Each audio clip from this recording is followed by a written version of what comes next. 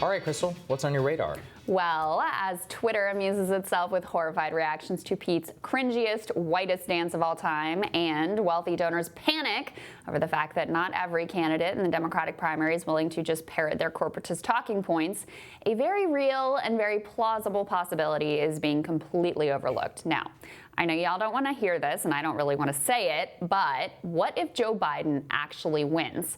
I mean, let's just think about Biden's campaign so far. Let's start with the fact that he mostly doesn't actually campaign, preferring instead to fly to donor events where he says things like, nothing will fundamentally change. When he does show up to face actual voters, things like this routinely happen. Poor kids are just as bright and just as talented as white kids. Wealthy kids, black kids, Asian kids. No, I really mean it, but think how we think about it. We choose science over fiction. We choose truth over facts.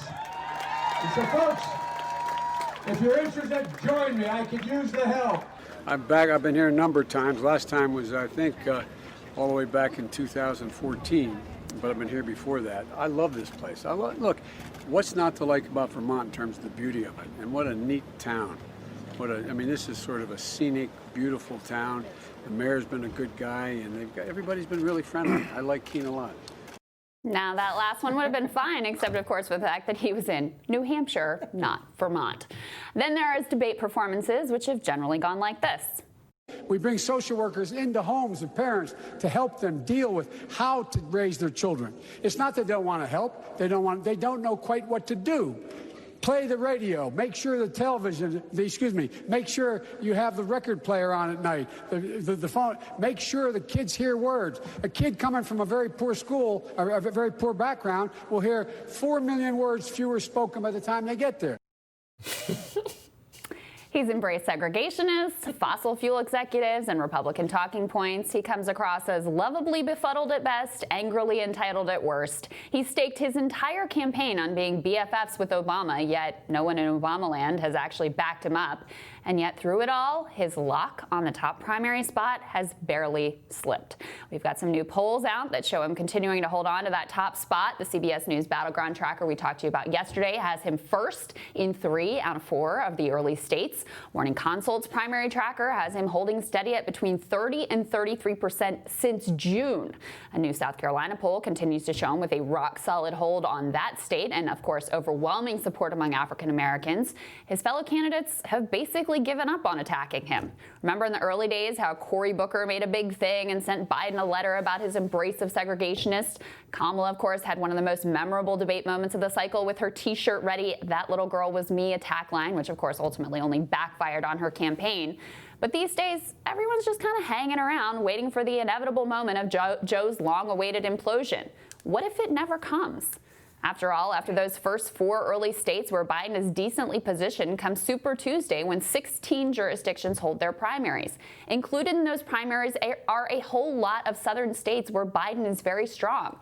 North Carolina, Tennessee, Arkansas, Virginia, Alabama, and Oklahoma will all go on Super Tuesday, not to mention Texas, where Biden right now is averaging around a 10-point lead. Now, on the other hand, actual enthusiasm for his campaign is at literal zero. At least Pete supporters can get energized enough to collectively humiliate themselves with the lamest dance of all time. Biden supporters will theoretically show up to vote for him, but that's literally it. They don't exist online, and at the big Iowa Liberty and Justice event, his sections were basically boarded up. And to the extent that he has rallies, they're sleepy affairs with as many curiosity seekers as legit supporters. I popped over to his campaign's merch hub, and I would love to know how many Cup of Joe mugs he's sold. I bet it's well into the dozens. It's really hard to imagine that a campaign with so little visible energy could possibly win, but here we are, imagining it.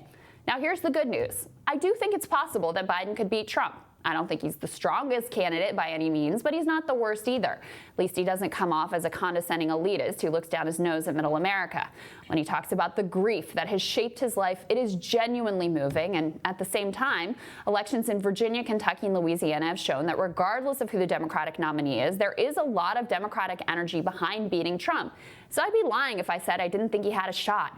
Even as I do believe that Trump will completely own him in every debate and that his family's soft corruption allows Trump to just roll out the same playbook that he used successfully against HRC.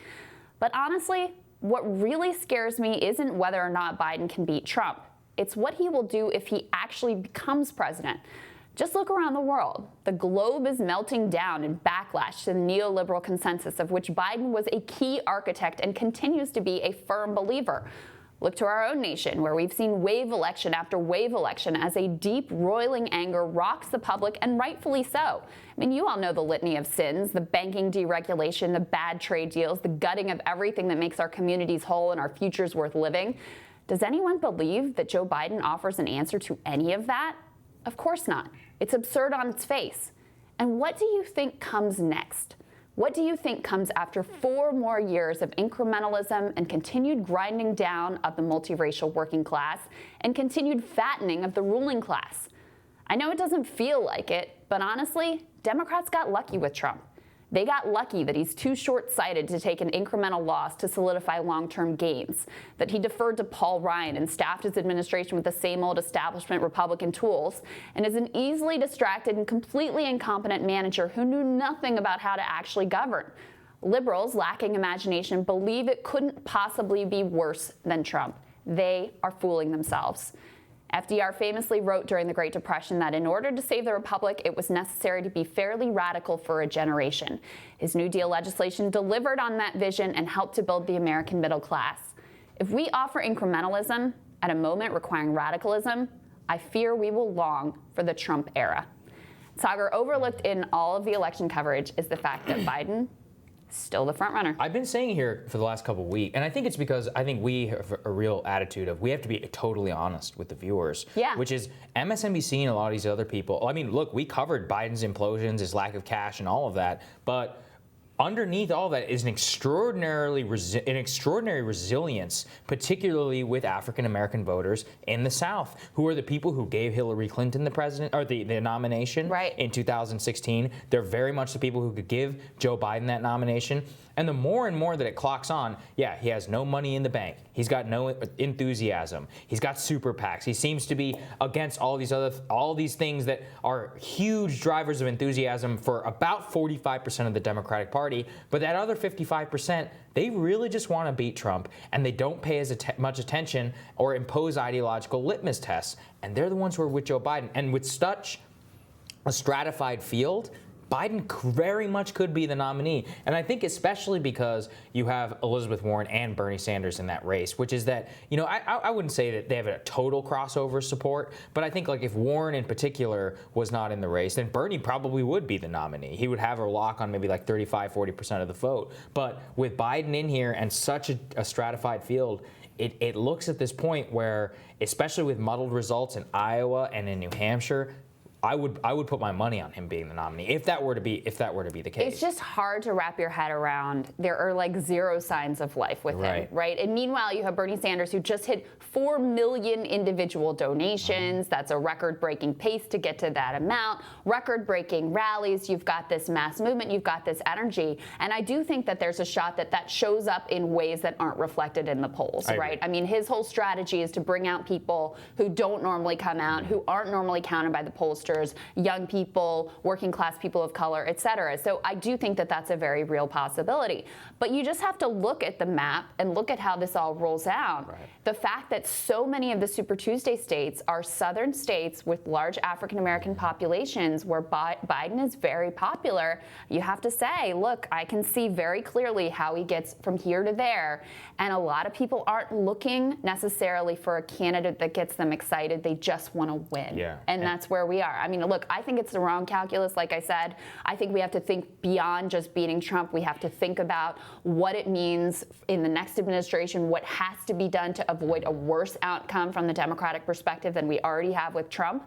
But there's a lot of people who are just like, let's just get this guy out here. And I don't think there's anything wrong with it. I think there's too much preaching sometimes from people being like, what's wrong with you? Don't you know how terrible it is? It's like, look, I mean, they saw Trump. That really was the antithesis of everything they believed in. And they loved life under Obama. That's what a lot of people forget is that a lot of people in this country really loved living under Barack Obama, particularly boomers. And that is something that they very much do not want to let go of. Now, the rest of us are saying, well, let's hold on a second. Maybe we want to move past and build a new future. But, I mean, we really are at a true class and age generational divide in this country. That's what it is. But we shouldn't fault them for feeling that way. I understand it. I just, you should try and convince them otherwise. Yeah. Agreed. All right, Saagar, looking forward to your radar next.